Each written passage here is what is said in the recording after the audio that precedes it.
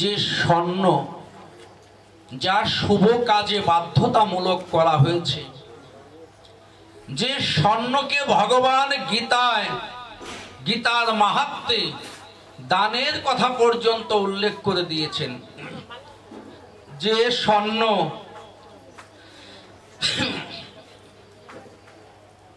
দেবাদিদেব মহাদেবের অঙ্গ থেকে উৎপত্তি হয়েছিল,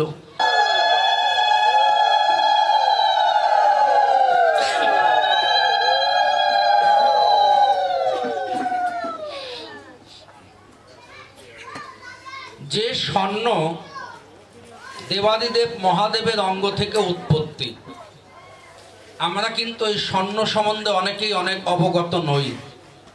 এই সোনা নিয়েও পশ্চিম অপসংস্কৃতি তৈরি হচ্ছে, সোনা নিয়েও বর্তমান ধর্মযাজকরা এই ব্যাসাসনে বসে অনেক অনেক ধরনের মন্তব্য করছে, যেগুলো আমরা ইউটিউবে শুনে আমরা সেগুলোকে সাধুবাদ দিচ্ছি।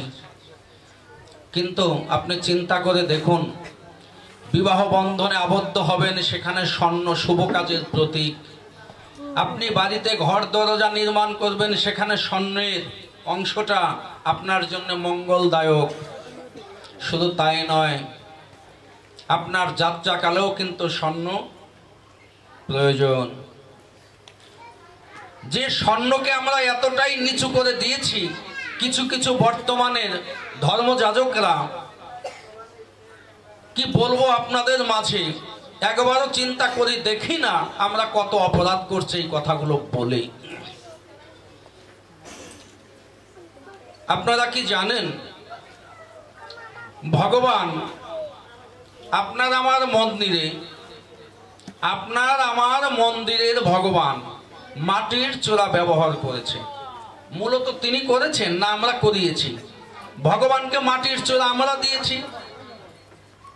মাটির কখনো বাসি হয় নাকি? ওটা আমরা দিয়েছি বানিয়ে নাকি? কিন্তু বৃন্দাবনে তো ভগবান মাটির বাসি নিয়ে বাজায়নি। বাজিয়েছে? বাজায়নি। বাঁশের বাঁশি ছিল নাকি? সেটা বাঁশের বাঁশি ছিল। ভগবানের যে তার যে চূড়া ছিল, সেটা কি সত্যি বৃন্দাবনে গোপালকে মা যশোদা যেটা বেঁধে দিয়েছিলেন, সেটা কি মাটি দিয়ে করে দিয়েছিলেন? না, সোনার ছিল। সেটা সোনার ছিল, তার মধ্যে হীরা মাণিক্য ছিল। শুধু তাই নয়, ভগবানকে পুত্ররূপে পাবার পরে ভাগবতের দশম স্কন্ধের ভগবানের বাল্যলীলা আস্বাদন করে দেখবেন, নন্দ মহারাজ ব্রাহ্মণ আদি মনি ঋষিদের স্বর্ণ পর্যন্ত দান করেছিল। চারটাখানিক কথা নয়। আর আমি এই কলিযুগে ৮০ দশক পেরিয়ে বর্তমানে কিছু পার্থিব জগতের শিক্ষা অর্জন করে, মুখস্থ বিদ্যা শাস্ত্র গ্রন্থ অর্জন করে, তার গভীরে তত্ত্ব অধ্যয়ন না করে আমি যেটুকু বুঝি সেটুকু আমি প্রচার করছি। এতে সমাজের ভালো হচ্ছে না খারাপ হচ্ছে, এটা আমরা চিন্তা করছি না। জেনে রাখবেন, সময় পেলে আলোচনা করব, শিবের দেহ থেকে কিভাবে সোনার উৎপত্তি হয়েছিল, কিভাবে রুদ্রাক্ষরের জন্ম হয়েছিল, কি কারণে ঘটেছিল। এগুলো আপনারা শাস্ত্র অধ্যয়ন করলে পাবেন, অনেকেই জানা আছে।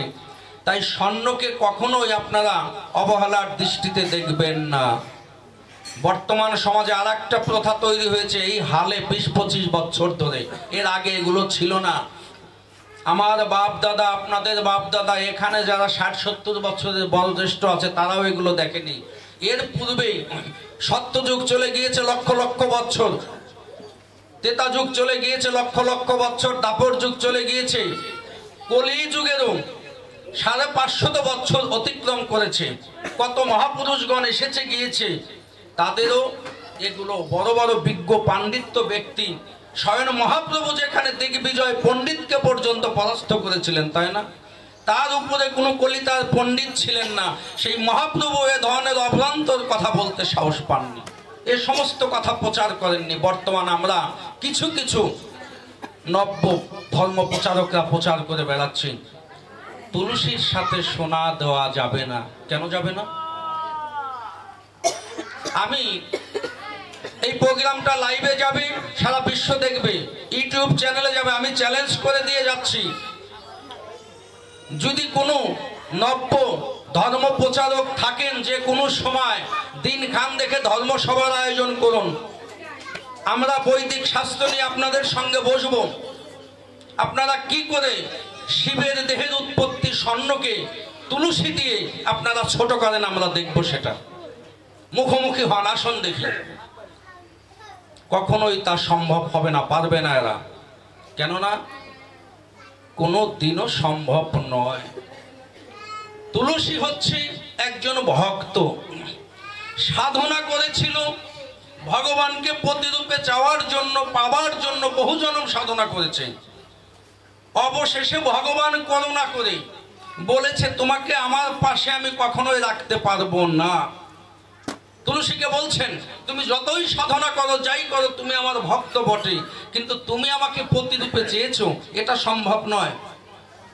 এটা সম্ভব নয়। আমার লক্ষ্মীকে সরিয়ে দিয়ে আমি তোমাকে লক্ষ্মীর জায়গায় বসাবো, এমন কাজ আমি করতে পারি না। তাহলে সেই ভগবান তিনি শিক্ষা দিচ্ছেন, তুলসী তোমাকে আমি ভিতরে কখনোই রাখতে পারি না। আমার লক্ষ্মীকে সরিয়ে তোমাকে সেই জায়গায় আমি বসাতে পারি না। তুলসী বড় জোরে তোমাকে আমি আমার প্রাসাদের সামনে পর্যন্ত জায়গা দিতে পারি, আমার দুয়ারে তুমি আমার ঘরের সামনে থাকতে পারো, দেখো তুমি ভেবে কি চাও। লক্ষ্মী সেদিন বলেছিলেন, আমার সাধনা পূর্ণ হলো, তোমাকে প্রতিরূপে না পেলাম দুঃখ নেই, তোমার দাসী হয়ে তো তোমার দুয়ারে, তোমার প্রাসাদের সামনে, ঘরের সামনে আমি স্থান পেলাম।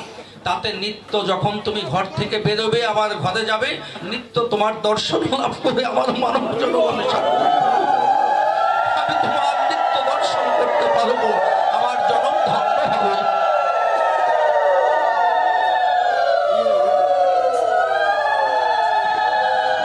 যে আমি ধন্য, আমার চাওয়া কিছুটা নয়, সম্পূর্ণই পূর্ণ হলো। এও প্রমাণ হলো তুমি যে সত্যি ভগবান। তুমি যে এক ভক্তের লোভে পড়ে তোমার পরম অর্ধাঙ্গিনী লক্ষ্মীকে তুমি ত্যাগ করনি, এখানেই তুমি প্রমাণ করে দিলে তুমি সত্যি ভগবান। তুমি লক্ষ্মীকেও রাখলে, আর তোমার ভক্তের মনোবাসনাও তুমি রাখলে। আমি ধন্য। শুধু প্রভু তোমার নয়, তোমার এই আঙ্গিনায় তোমাকে দর্শন করতে প্রতিনিয়ত যত ভক্ত আসবে, আমি সেই ভক্তদেরও প্রতিদিন সঙ্গ পাবো। ঘরে থাকলে তো এটা হতো না। আমি ধন্য। তুলসী হচ্ছে ভগবানের দাসী, এক ভক্ত। আর দেবাদি মহাদেব হচ্ছে তার অনেক ঊর্ধ্বে পরম বৈষ্ণব, যে মহাদেব মৃত্যুকে জয় করে মৃত্যুঞ্জয় নাম অর্জন করেছিলেন, যে মহাদেব সমস্ত দেবতাদের প্রাণ বাঁচিয়ে দিয়েছিলেন নিজে বিষ ফলাফল অর্জন করে, তাই না? নীলকণ্ঠ নাম ধারণ করলেন না? এই মহাদেব যদি ওই বিষগুলো পান না করতেন, দেবতাদের কি অবস্থা হতো চিন্তা করে দেখেছেন? শুধু তাই নয়, যে মহাদেবের নাম আমার ভগবান নিজেও উচ্চারণ করেছে, মহাদেবের নাম ভগবানও করেছে। শুধু তাই নয়, এগুলো তো সত্য তেতা দাপরের কথা। কলিতে অনেকে বলতে পারে কলিতে মহাদেবের কোনো অস্তিত্ব নেই, ভুল ধারণা। কলিতে মহাপ্রভুকে আজও আমরা কেউ পেতাম না, আজও এই মহাপ্রভুকে আমরা পেতাম না কলিতে, যদি সীতাপতি না আনত। তাও কিভাবে এনেছে? কত কেঁদে কেঁদে, সেদে সেদে, গঙ্গা জল তুলসী দিয়ে মদন গোপাল এসো বলে। নইলে আমরা কোথায় পেতাম সীতাপতি যদি না আনত?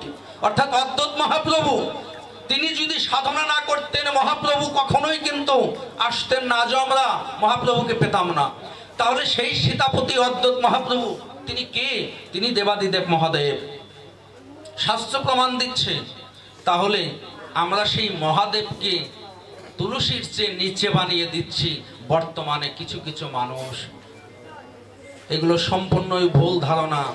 এই জন্য তুলসীর সঙ্গে সোনার মাল্য, সোনার বস্তু যদি কেউ ধারণ করে, রাধা গোবিন্দের যুগল পদক, তাতে পাপ হয় না, বরং তুলসীর আরো সৌভাগ্য, একজন বৈষ্ণবের সঙ্গ পায়, কোনো পাপ নেই, বৈষ্ণবের সঙ্গ পায়। তবে হ্যাঁ, এখানে অনেকেই উদাহরণ দেবে কিসে?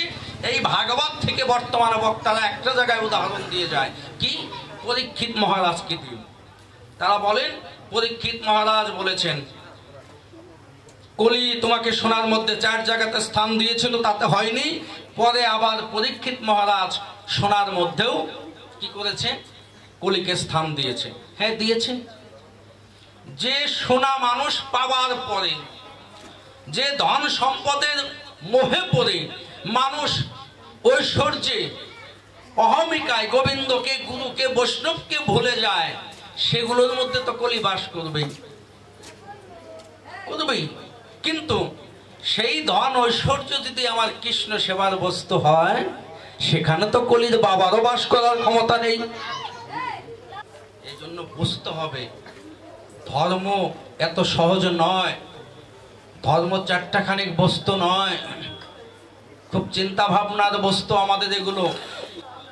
স্বর্ণ, ধন, ঐশ্বর্য থাকবার পরে যদি অহংকার থাকে, তাহা কি হয়? মানুষের পতন ডেকে আনে, নাকি? আর সেই সোনা, সেই ধন, ঐশ্বর্য যদি গুরু সেবায়, গোবিন্দ সেবার জন্য বিলিয়ে দেওয়া যায়, তাহাতে মহাপুণ্য ফল বয়ে আনে। কেননা দান যে সর্বশ্রেষ্ঠতম ধর্ম, দাতা কর্ণ ধরা সতী থেকে শুরু করে বলি রাজা পর্যন্ত, যদু মধু পর্যন্ত আমরা তার প্রমাণ পেয়েছি। এই জন্য আমরা হচ্ছে কি, ভালোর সন্ধান খুঁজে বের করব না। ওই মৌমাছির মতো খারাপ কি আছে, মাছির মতো ফুল বাগানে ভালো জায়গায় খারাপ কি আছে? স্পষ্ট কথা বলি, কার পাছায় কতটুকু ময়লা আছে আমরা এক শ্রেণীর আছি, ওটা খুঁজি। কিন্তু ওই ময়লাটা পরিষ্কার করে, ওই মানুষটাকে দুর্গন্ধময় করে, তাকে আমাদের সঙ্গে আলিঙ্গন করার জন্য যে ভাব, এটা আমাদের মধ্যে অনেকের জাগে না। দুর্গন্ধ খুঁজে বেড়ানোর মানুষ আমরা আছি, এটাই আমাদের বড় দোষ। কারণ কি? কারণ এটা ফিরানো যাবে না। এই জন্য আমাদের এগুলো চিন্তা করতে হবে।